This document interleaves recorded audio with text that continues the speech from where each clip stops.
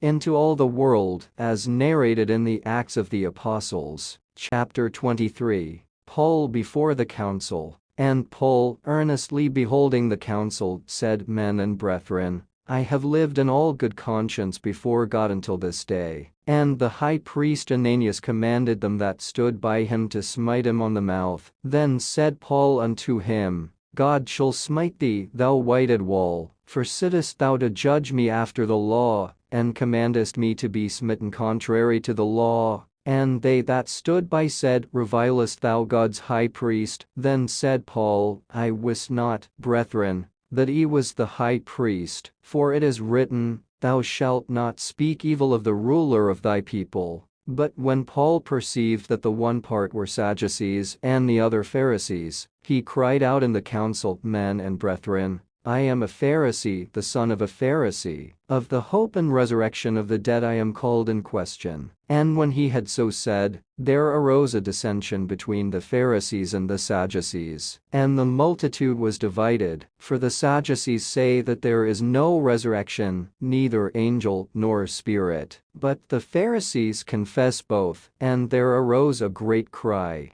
And the scribes that were of the Pharisees' part arose, and strove, saying, We find no evil in this man. But if a spirit or an angel hath spoken to him, let us not fight against God. And when there arose a great dissension, the chief captain, fearing lest Paul should have been pulled in pieces of them, commanded the soldiers to go down, and to take him by force from among them, and to bring him into the castle. And the night following the Lord stood by him, and said, Be of good cheer, Paul, for as thou hast testified of me in Jerusalem, so must thou bear witness also at Rome. And when it was day, certain of the Jews banded together and bound themselves under a curse, saying that they would neither eat nor drink till they had killed Paul. And they were more than 40 which had made this conspiracy. And they came to the chief priests and elders, and said, We have bound ourselves under a great curse, that we will eat nothing until we have slain Paul. Now therefore ye with the council signify to the chief captain that he bring him down unto you tomorrow,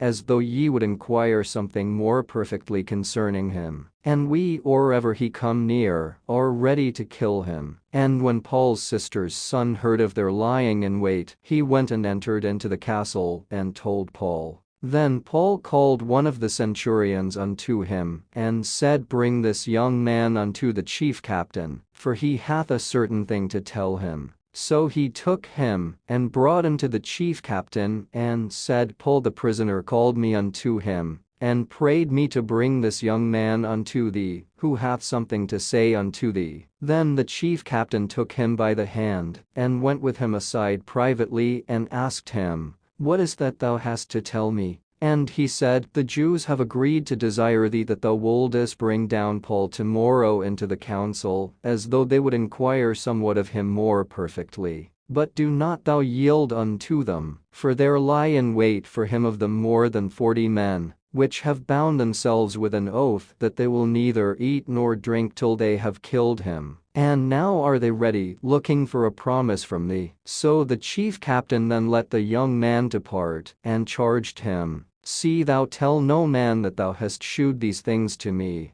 And he called unto him 2 centurions, saying, Make ready 200 soldiers to go to Caesarea, and horsemen 70, and spearmen 200, at the 3rd hour of the night, and provide them beasts, that they may set Paul on, and bring him safe unto Felix the governor. And he wrote a letter after this manner. Claudius Lysias unto the most excellent governor Felix sendeth greeting. This man was taken of the Jews, and should have been killed of them. Then came I with an army, and rescued him, having understood that he was a Roman. And when I would have known the cause wherefore they accused him, I brought him forth into their council, whom I perceived to be accused of questions of their law, but to have nothing laid to his charge worthy of death or of bonds. And when it was told me how that the Jews laid wait for the man, I sent straightway to thee, and gave commandment to his accusers also to say before thee what they had against him. Farewell. Then the soldiers, as it was commanded them, took Paul, and brought him by night to Antipatris. On the morrow they left the horsemen to go with him, and returned to the castle, who, when they came to Caesarea and delivered the epistle to the governor, presented Paul also before him. And when the governor had read the letter, he asked of what province he was. And when he understood that he was of Cilicia, "I will hear thee," said he, "when thine accusers are also come." And he commanded him to be kept in Herod's judgment hall.